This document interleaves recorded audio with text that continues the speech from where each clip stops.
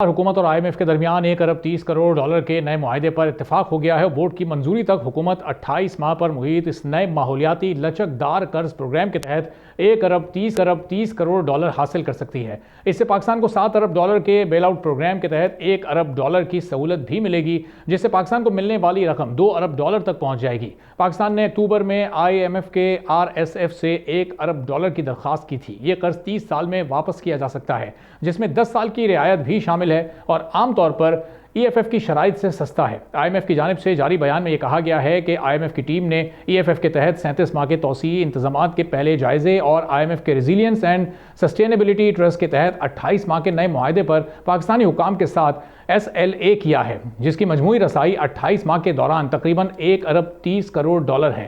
حکومت کا کہنا ہے کہ 350 ارب ڈالر کی معیشت IMF کے 7 ارب ڈالر کے بیل آؤٹ پیکج کے تحت مستحکم ہوئی ہے، جس سے اسے ڈیفالٹ کے خطرے سے بچنے میں مدد ملی ہے۔ حکومت IMF کے معاہدے کا انتظار کر رہی تھی، جس کے تحت بیل آؤٹ پیکج کا پہلا جائزہ لیا جائے گا اور سالانہ بجٹ سے، جو عام طور پر جون میں پیش کیا جاتا ہے، اس سے قبل 1 ارب ڈالر کی تقسیم کی جائے گی۔ اب یہاں پر سوال یہ ہے کہ کیا امداد لے کر ہی پاکستان کی معیشت کو ترقی کی طرف لے جائے، اور کیا یہ دیر پا ترقی ہوگی، اور اس ترقی کو کیسے مزید تیز کیا جا سکتا ہے؟